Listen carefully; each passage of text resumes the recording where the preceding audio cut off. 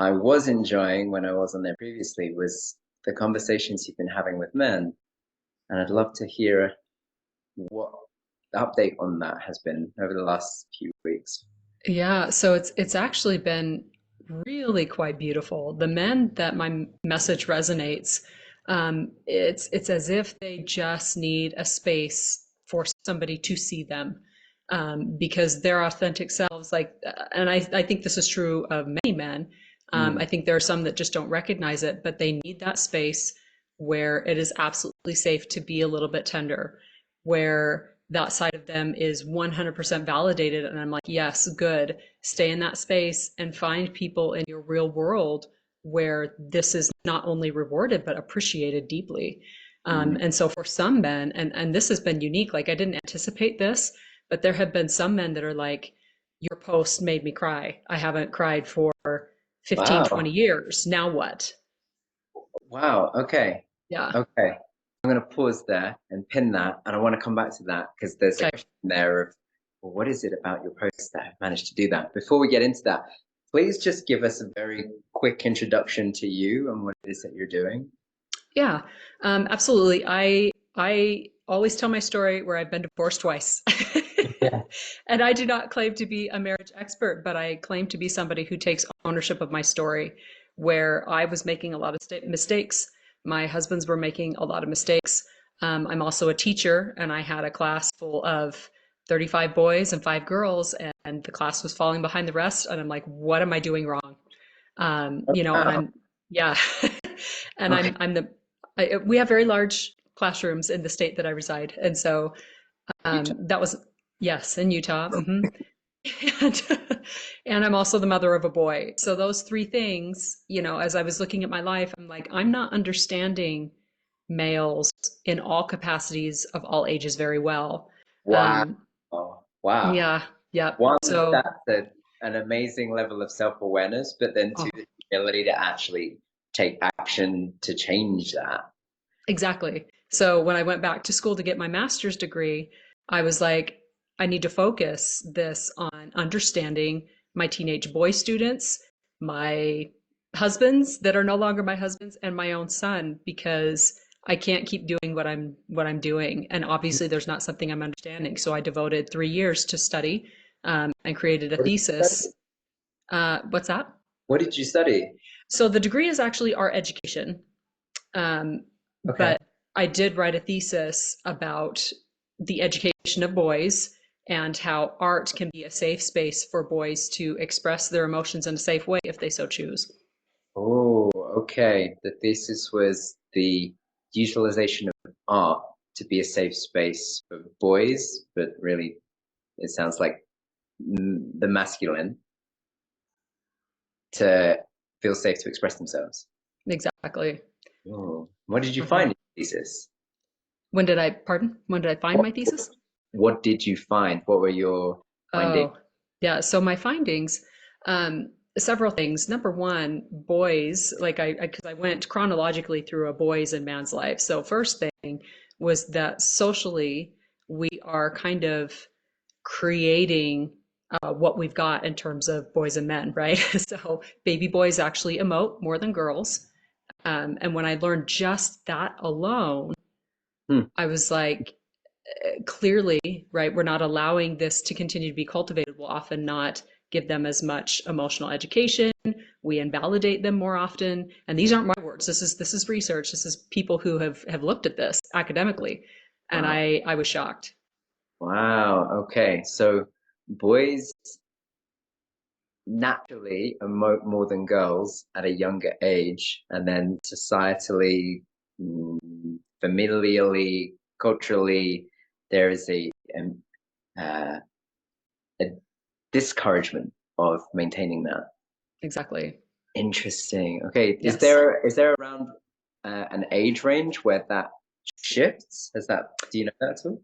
Yeah, very often once they go to school. So 7 is really where the big cutoff is. But Wow. depending on the culture of the family too, if Mhm. if father is very bought into the stereotypical male culture, it'll happen earlier. Okay, so around about 7, there's a deepened integration into society, Hmm. which then exacerbates the presence of misaligned masculine and feminine understandings, beliefs, structures. Okay. Yeah. Wow. Okay. So with that knowledge, that education, that self-understanding, where did that then take you? Um, so I do have to talk just a little bit more about the Oh, thesis please. because Yeah. it kind of shows the transition. Part Yeah. of my research was also interviewing adult men because Perfect. looking at the teenagers, right? Yeah, looking at the teenagers, that's great.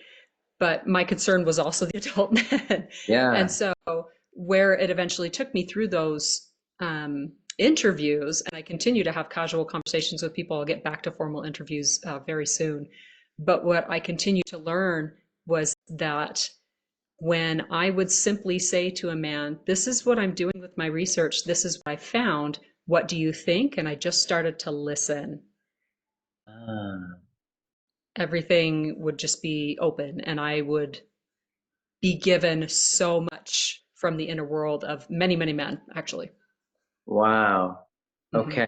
So when you started to have interviews with men and conversations with men and share what you'd found, it opened them up. And it sounds like into seeing something that was present and true for them, but hadn't been illuminated or acknowledged. Is that right? Yes. Yeah, Okay. And absolutely. I love that. Thank you. And it Mhm. sounds like it's had a positive impact on the men that you've spoken with. Is that right? Yes, yes. Yeah. Which leads me to the threads like we were talking about Yeah. before. I felt moved to just post. I didn't know what was going to happen, but I simply in virtual form said the same thing that I have been saying in real life to the men that I know. Hey, this is what I found. I Mm. didn't know. And I have to take ownership in it too, right? Was I the best space for my son? Was I the best space for my students? My ex-husbands? Maybe, maybe not. And so I said, this is what I found. This is how I'm shifting. What Mm. do you need? Teach me.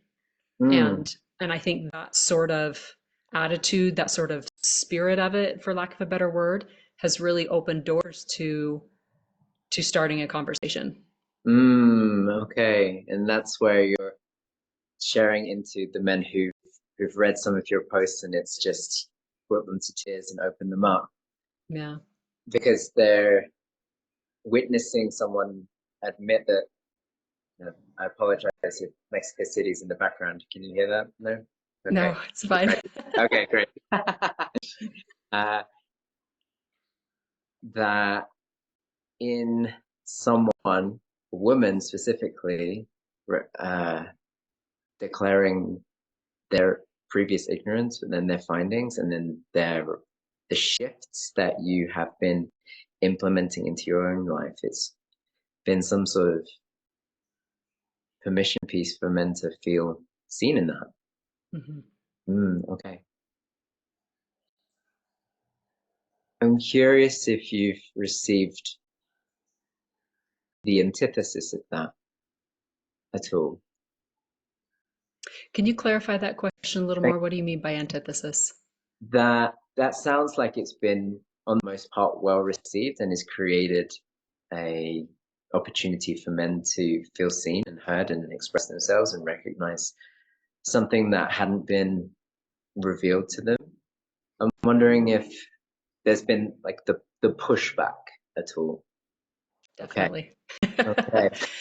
What's what I found, even in real life, and I'll share both a real life story and a digital experience. The statistics for pushback are actually lower than I thought they would be. Um, yeah, when I talk to men in person, it's easier for them to hear and see and feel my genuineness. And even when I ask a question the wrong way, I can be told, well, no, it's not this way. Can I share this instead? And it goes very well. And out of all the men that I've told, two are like, oh no, we can't, that's not a thing. That's not being manhood. There's no tenderness in here. Like it's almost like it's triggering and they kind of backpedal. Right. Um, Obviously, in the digital world, people are a lot less kind and they don't get this face-to-face exchange. And there's always the term pick me. In fact, I made a post on it today. Did It's you? like, Please.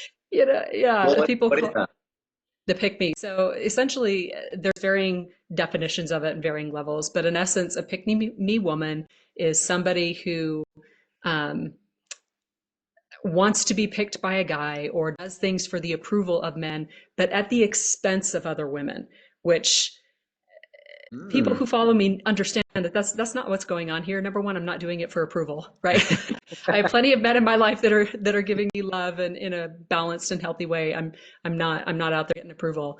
Yeah. And number two, it's not at the expense of women, because there Mm. are so many women, and this leads to your platform. There's so many women who haven't felt safe in the presence of men, and it's not like I'm unscathed in this life process. But what I realized is that if we stay in that hurt space, it's just going to perpetuate more hurt. And so the pushback that I get from women, honestly, is assuming that I've never experienced hurt at the hand of a man. I have. And that doesn't mean that women have not also hurt men. It's like, let's look at the whole picture here. And how do we work together to be unified instead of completely polarized, Mm. That I feel like the inherent division of just man and woman, just there's an inherent difference there, right? Creates a division which then becomes exacerbated in family and community and culture and society. And I love that you're encouraging another way, and unsurprisingly that's meeting some pushback, but overall it sounds like that it's net positive and very net positive. That's amazing. So good. Hmm. One of the reasons I was very excited, and yeah, there was an excitement there about our conversation, was because I feel I've witnessed and recognized something that I wasn't aware of before Mm. in relation to men. And I know that we found each other with the work I was doing with women, which was about women's safety and women who hadn't felt safe with men. And every woman I spoke to having a history of that to some degree. Um, what I feel I've recognized now is because I've recognized it in myself, I'm starting to see it in the men that are in my life, including my father being one of them, that from my perspective, it seems that men are carrying a lot of anxiety without even realizing it. Mm-hmm. And that's manifesting as anger or frustration or um, any other myriad of emotion. But because it bubbles to the surface, it's not allowed to express itself fully. It tends to be an extreme of some sort.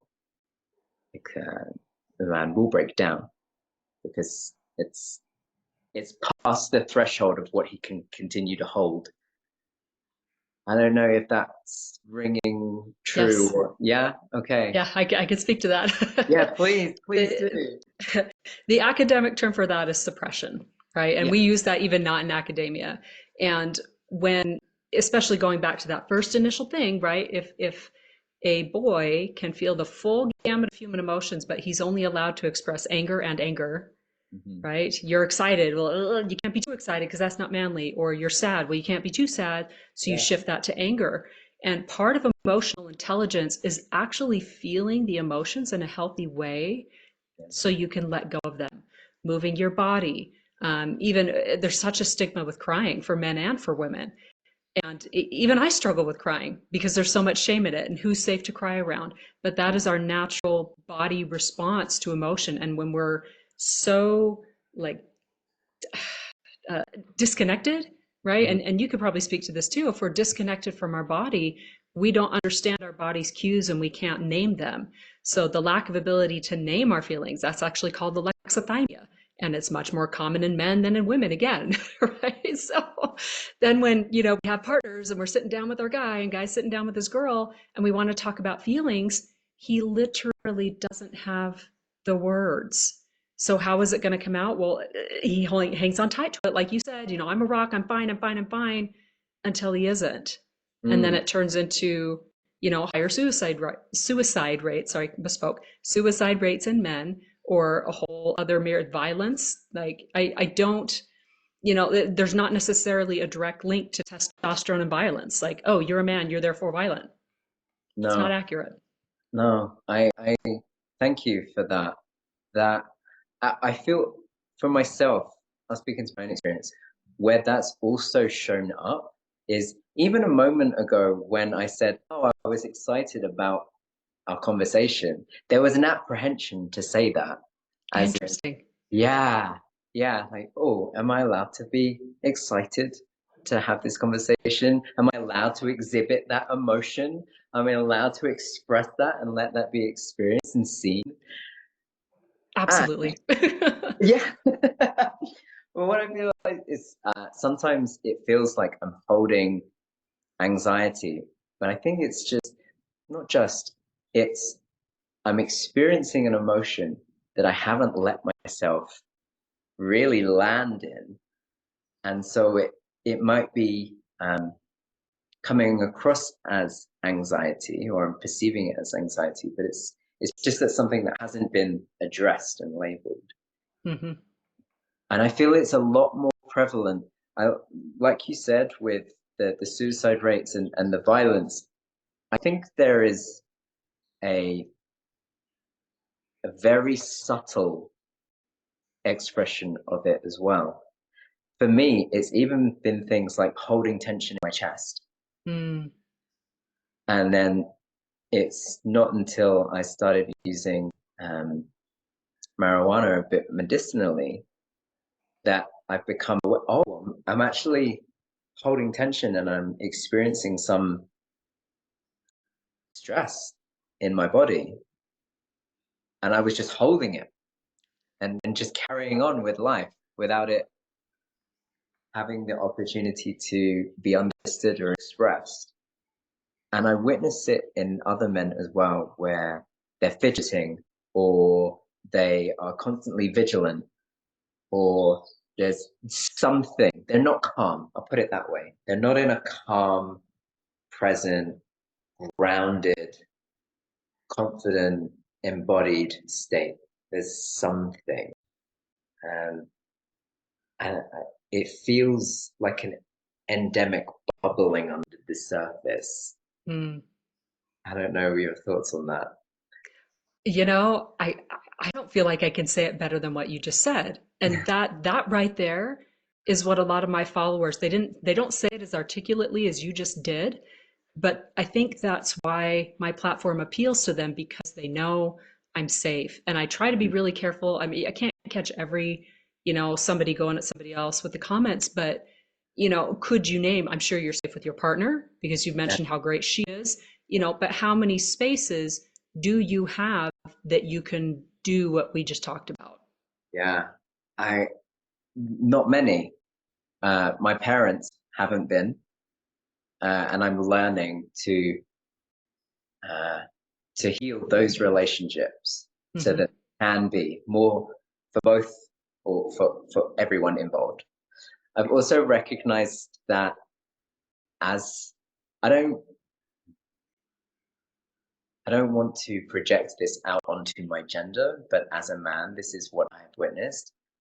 To a degree, a level of isolation that haven't been around either healthy, integrated men or just men in general to witness. And I think that's part of the conversation. It's why partly I'm endeavoring to create gentlemen's gatherings where there's the opportunity to be seen and be heard, but not to coach and not to create hierarchy, but just for men who want to mm, Community. community, to self improve, the betterment of their being, to feel more like, essentially feel more like a leader, have the opportunity to do that. And it feels like that has been missing for myself and for others. That, Yeah. oh, And I totally agree. And again, from an academic standpoint, isolation is a real thing, especially mm, if you don't know how to regulate or you don't want to regulate and you've been shamed or in a space of shame for so long. Where do you even go to find people to create the space that you are now intentionally and purposefully creating? And so mm, this is where, especially, I mean, there's a lot of places where my role stops. I cannot create the men's space that you are talking about. And I think it's beautiful that you're doing that. More men need to, and I hope they do. Right. And hopefully within, my scope of influence, other women hear my voice and realize, oh yes, like this does matter and I can forgive and we can both heal together, masculine and feminine, and have some mm, really beautiful things. But it does go very much back to men realizing, oh, this is missing. And sometimes we don't even know what's missing until right, mm. until we're exposed to a different idea. So I think it's really beautiful that you're doing that. Thank you. I appreciate that. And I appreciate the willingness you're exhibiting in taking it to the boundary that you can, right? So it's one thing being aware of this, it's another thing actually instigating change. Hmm. So I guess one, thank you for the role that you're playing in that. And also the humility in recognizing that you do have a limitation in that. And when you were sharing into that, what came up for me was a sense of apprehension and caution and ultimately fear of, well, where can I find, or where can people find the healthy environments that do that? Because it feels like, and I've been in the yoga world for 10 plus years, and it's only to a degree now I'm recognizing how much spiritual ego I've been exposed to, Mm. even in that arena. I've been around men, but not what I would classify as healthy, integrated leaders that I'm endeavoring to surround myself with now. And it seems, even in the spiritual space, there is infiltration of, well, infiltration is not the right word, but do you know what I'm do you know what I'm alluding to? I'm struggling to find. Kind of. It's a really abstract. Let me see if I'm Yeah, understanding. yeah. And correct me if I'm wrong. Thank you. Um, it's this idea of how do we find more people who have integrated and started to heal, Yeah, that understand that we'll be a safe male counterpart, a safe male friend. How do we know who's safe? Because some aren't. right, exactly. That's Yeah, perfect, differently put. Thank you. yeah. And I don't know that I have a concrete answer because we're all asking this question. So maybe maybe I could ask some more questions, right? And I would hope that whoever this reaches, that they start thinking about solutions within their sphere of influence, because it will look different culture to culture, Mm, country to country, state by state, depending on where you reside. You know, I remember, just as a side note, I walked down the streets of Italy, and it was not uncommon for a son to be holding hands with his father. In the States, we don't do that, wow, okay. right? So just even something culturally different like that, it's like, okay, what does it look like within our own idea? So Wow. questions that I've asked people, is what is it that keeps people from even healing? Because I actually think that's the first step, is for men to realize that they can go to somebody, some sort of guide, who is a couple steps ahead of them and can say, here you go, these are some steps. Sometimes that's not always therapy, right? I don't think the answer is that every man goes to therapy. Mm, I agree. Right? Yeah, but it's like, can he listen to his inner voice? Can he be more body aware? Is it massage? Is it somatic work? Is it Mhm. hypnotherapy? Is it all these different modalities? Can he look at himself honestly? Plant medicines, even. I Mhm. really don't care what it is, but you Yeah. cannot. I just had this. Sorry, I'm getting excited. Yeah, no, thank you. Right? It's like Like I literally had this conversation with my therapist last night, and he said, 80% of my clients who are not couples are women. 80%. You can't tell me that's because men are fine. Right? Just, I'm not That's buying very it. succinctly put. I love Right? that. Yeah. Yeah. So even, and this isn't a plug for me, but it's something that I'm doing is having walk-in talks with men if they want a coach where it's like the sit and talk to each other in therapy is not a masculine model that works well for a lot of guys. But if we're side by side having a conversation, they're working it through their body, that's more effective. So in short, sorry, I kind of spoke around it.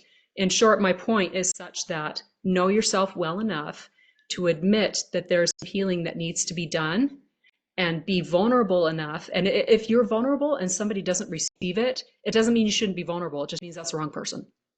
Yes. And in that, there is that I think there is the crux of it. Because in that there is risk. And it's risk of being hurt. And that's not something men are allowed to experience or have been educated on how to hold. Right? With like women just seem to have this intrinsic more adeptness, let's say, of managing their emotions. And maybe it's something to do with their hormonal cycle. It seems that men less so. And In how do I yes and no. I love the duality of the answer. Of course it Yeah, is. so Yeah. here's my thought, because but through my own filter as a Yeah. woman, I was my family of origin is great now. We were not great at emotional regulation when I was younger. So it was actually a learned skill even for me. So I don't know how innate it is for women because it wasn't for me. And that Okay. was part of my problem, where I was thinking that my exes were my rocks and they were super emotionally sturdy and I could just be woman, Yeah. right? Chaos. Right. And even within our femininity, we still need to Ah, have the maturity emotionally to know those emotional regulation skills. Right. okay. There's stuff that my partner takes, my vulnerability, but there's also stuff that my therapist needs, and that doesn't belong with my partner. And I believe Yeah. the same is for men. Uh-huh. Okay. I don't So know. What are your thoughts on that? Because that yeah, the refinement piece that I have in there is that you're more emotionally sensitive. That can be a I could triggering, see that. but your the ability to calibrate in that, like the sensitivity of your instruments, perhaps, Understood. Yes. yeah, allows for the adeptness of that, even if they haven't been calibrated and they're Yeah. feeling a little chaotic. Mm. And I think some of my brain wanted to take that into the difference that can often be experienced and demonstrated sexually with regards to sexual pleasure between men Sure. and So that's women. your expertise. Yeah. Yeah, there's men, the fire is hot, it's there. Women, it's more of a slow build. There's a sensitivity around it, Yeah. which is one of the differences. Men, it seems there's this desire for myself, and what I feel I'm recognizing is that there is a desire to feel safe, but it hasn't been labeled as that. Hmm. Because when do men consider, unless it's physical violence, what safety means? And some of what we get our clients to do, men and women, is to consider what safety means to them and how it shows up in their life and how they know when someone is a safe person. Oh, it's actually that I feel calm and I feel relaxed and I don't feel that sensation. But it's not been consciously considered. Women as well, but less so. Yeah. Yeah, I agree with you 100%. And that's absolutely brilliant how you said it. And I've said similar things because men also need that emotional safety. They Mm, just do. And people who I've spoken to, men that I spoke to, I said people, but I did mean men, that Mm. I've spoken to relate how safe I am. So something else that I would hope that people listen to, whether it's a man or a woman, is how to cultivate that safety. And several ways, there are very concrete ways to do that. Number one is staying out of judgment. As soon Oh, as we judge somebody, the walls go right back up. haha. Okay. And Yeah. oftentimes, the more invested we are in a relationship, um, the more the judgment can sometimes come out unless we have learned how to navigate that a little bit better, right? So it's like, hey, I need this to shift because it's affecting me this way.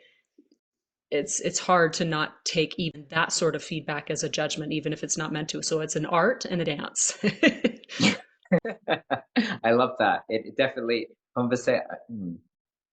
not conversation, communication, excuse me, is No. definitely an art. One that we're not mm, given the space to explore safely or educated on. And that actually is why we're creating this academy and doing the work that we're doing, because we recognize well, there's a whole element of our human experience that we're not educated on or given awareness to. And yet it's so important because it's so prevalent. Okay, so no judgment, the ability to communicate effectively. Was there something else? Yeah, there's a couple things. Listening, and that's part of communication. There are some people who are better listeners than others. And Mm, I don't claim to be the best, but I have worked to be a better listener. And so the more people that do that, both men and women, if you are like even this conversation we're having now, we're mm, very engaged. There's specific things. We're looking for key words. Some people don't know how to do that, but when you do it well and you can practice it, you can get better at listening. That cultivates an environment of safety. okay. Okay. So where my brain immediately went for that was that's what a healthy relationship gets to be, whether it's a romantic one or a familiar one or an amicable one, that is healthy relating, right? It's the ability to listen and speak. My own brain also went into like a gentleman's space gathering where, Oh, I love that. yeah, it's the opportunity to hear and be heard Yeah. without having to like it be anything more than that. Yeah. You communicate for connection as opposed to competition. Yes, that's it. Yeah. God, that's very succinctly put, and I think nail on head. Men's, there it is. Oh, so much of men's interaction is competitively based. Hmm. Men's mind is about goal achieving rather than experiencing. And that's such, oh, okay. Yeah. And I'd say the third one is, and this is more a male female dynamic, at least in my Mm, experience, and I'd love your insight to this as yeah. well. When somebody is vulnerable and you've had a pattern in the past of Hmm. using that against somebody, um, Hmm. it's really, really hard to get around that. And so I think women, I don't want to say it's manipulative and intentional because I've been there, right? Um, Um, but it's like when you are physically less strong, you look for other ways to cultivate that safety, and it might feel safe in the moment because it's like, oh, I've got something that I can leverage. But when hmm. that vulnerability is leveraged to make yourself feel safe, Mm. it's actually not doing that at all. And I would advise against that if at Okay. all possible, if that makes Yeah. sense. And I feel that ties into what you mentioned earlier about men and domestic violence, Mhm. because ultimately mm, that's that's the buck, right? Women have the ability to be more emotionally manipulative, let's say, for want of better words. And when that bubbles to the surface of uh, I don't like how I'm being treated or I don't like what's happening, it men take their strength back in other ways Right. or balance out the scales. And and so it sounds like it's unsurprisingly,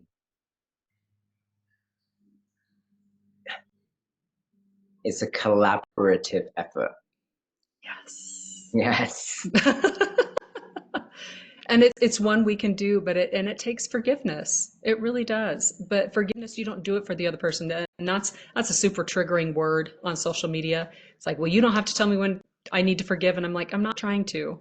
But at some point, and I've been on both sides of it where I couldn't forgive. And after forgiving, it Same. wasn't for them.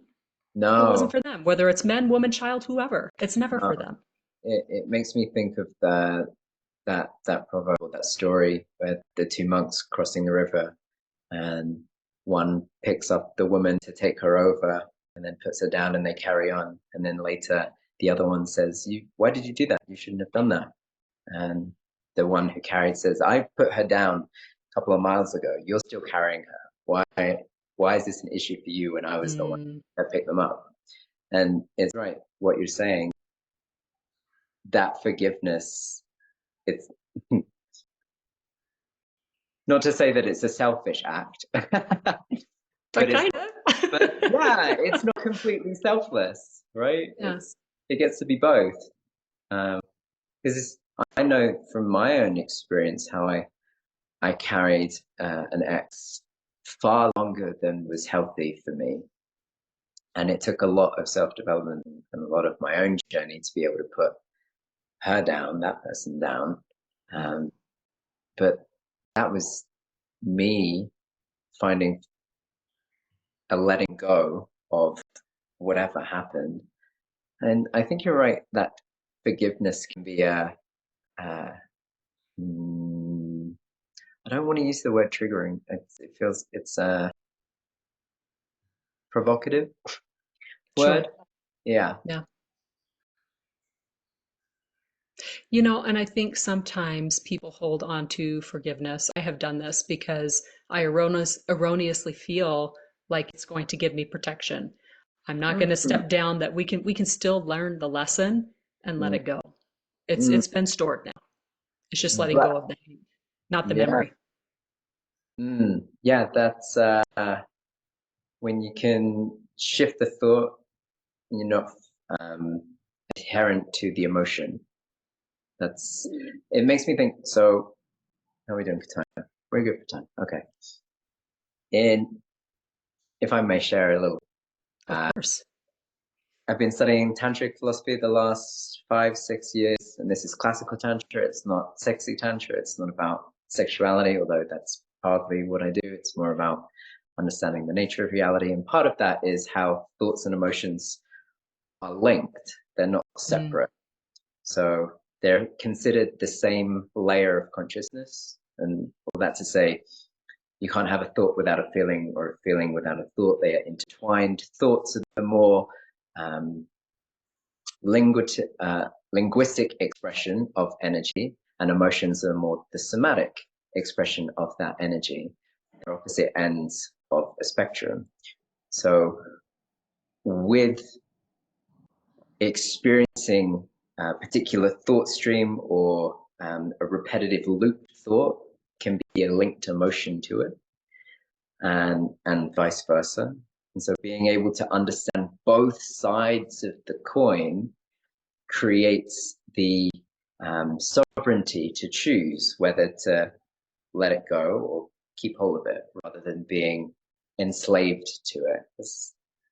Did I That make makes sense? so much sense, and I love that. I'd never heard of it compared to the somatic versus the, yeah, oh my gosh. Okay. I need to be watching more of your videos. Okay. That's Yeah. brilliant. Yeah. Okay. Thank you. Yeah. Please feel free to.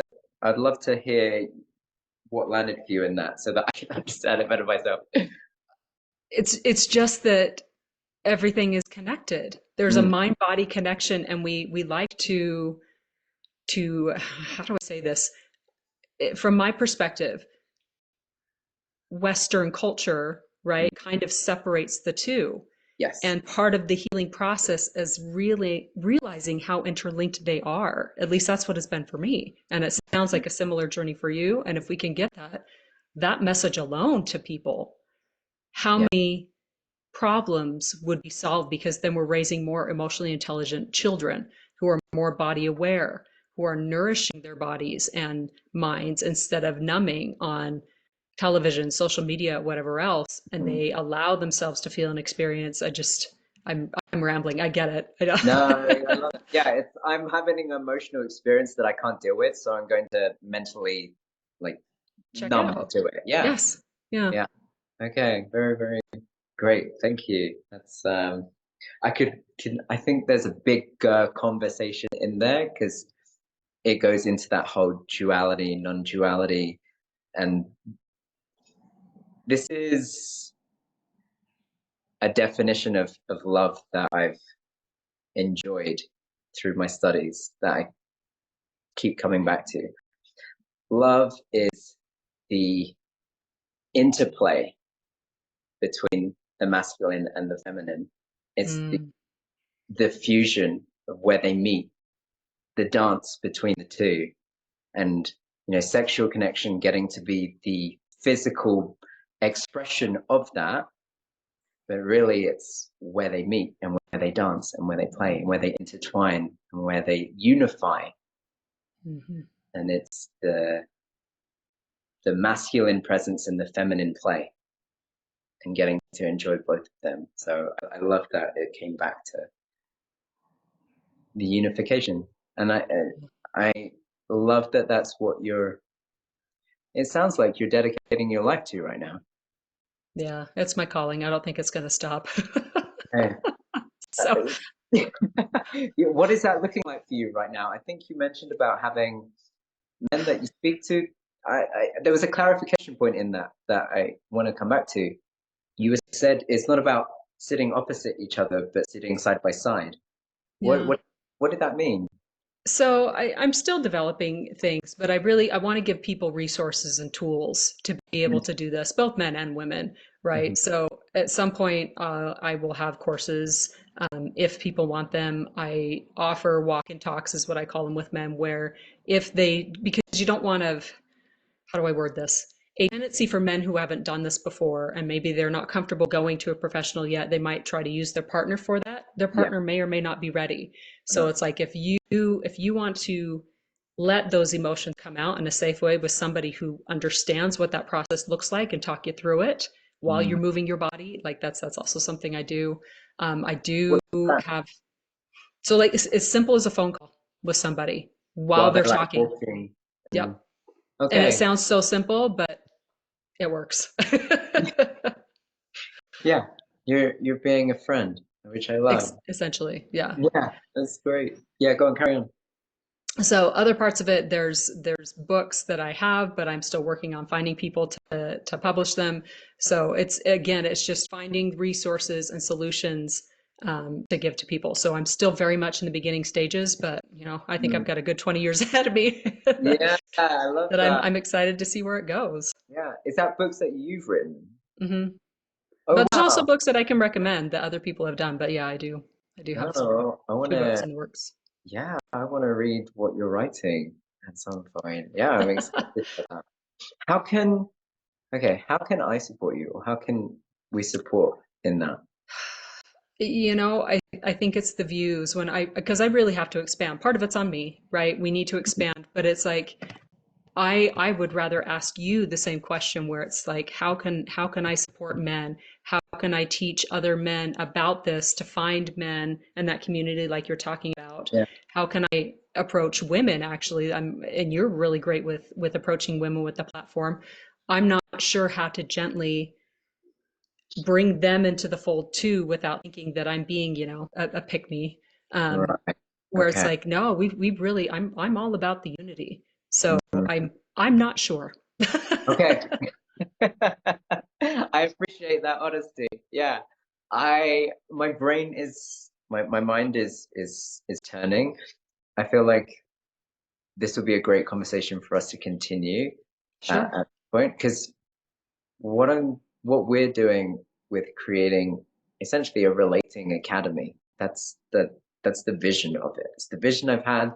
So I want is also currently it's people seeking partnership is they recognize there's this element missing in their life and everything they've done so far has not worked And so, okay, let's address relating. Like, if I were going to run a marathon, I would put the effort into understanding how to do that properly. Same with Sure. relating. And has it been, I think it's just more women than men. But it's how can we get people into that space so that we can have a foundational understanding of the core components of healthy relating from a non-judgmental place, a very safe space, so people feel encouraged to open up like the flower rather than being bashed like the nail, which is typically what education systems are. Yes. In a sentence, we have to remove the shame from men Mm, to come back to their feelings, because, and this is even a line from what I've written, is we feminized feelings and we've made being feminine a negative thing. mhm, All men and women have varying degrees of masculine and feminine in them. mhm, Another academic term for that is the gender role paradigm, where I personally am on the more masculine side of being a woman. I'm 5'11", I'm a collegiate athlete, or I was in my, mhm. in my younger days, and that doesn't make me any less of a woman. Sure. I've been on the opposite. I am a very effeminate male. I'm about 5'2", 5'3". I'm, uh, quite emotional, or I'm sensitive to emotion. And so, yeah, opposite ends kind of meeting in the middle. Super, super interesting. Okay, so Right? allowing men a space where they feel safe to embrace the humanity of emotionality, Beautiful. because it's not male and female, it's masculine and feminine, which is just energetic. It's just a label, whatever you want to call And human. it. And Yeah. human and human. Interestingly, when you said about uh, men not being allowed to be emotional because it's feminine, where my mind went is how over the last 30, 40, 50 years, women have dropped into more of the masculine. And where it feels like that's gone is a lack of knowing of their role for men. This is yet another conversation we're ready. Yeah, Yes. yeah. Right. Where's that balance? That, and to speak to that, like and that I don't know academically, but I do know it personally, right? I'm a single mom. I'm providing for my children. I own a home. There's that narrative of a lot of women like me. And things are shifting in the dating world of singles people, even the cohort younger than us, because I'm 41. I'm open about my age. There are people, in their early 20s, 30s that it looks a little bit different. And there's statistics of dating changing and how that looks. And the reality is like, I don't know, like if the traditional masculine and feminine works for a couple, that's great. That's not wrong. But returning to that, like I've never been that woman. You've No, never been that man. So yeah. what? Yeah. And therein is a complexity is society has an expectation. For me, I'll speak for myself, has an expectation of this is what a man is supposed to look like, how this Mhm. to be in the world. And I'm over here going, well, I don't quite fit into that category, but it's a spectrum. And in this, the infinite range of a spectrum lies a lot of complexity, especially, and I say this in the relating stuff that we do, it's one infinitely complex human being trying to harmonize with another infinitely complex human being at a time in humanity when neither are at the extremes that allow for a very easy harmonization. We're all somewhere in the spectrum trying to harmonize with someone else, also trying to figure out where they are on that line. So Yeah, yeah, absolutely. And what if we said that woman has more yang instead of that woman has more masculinity, right? Because Yeah. we associate certain things with certain words, and it's like, well, but that's again another conversation. Yeah, yeah. Thank you. I'm aware of time, and I want to honor your boundary as well as mine.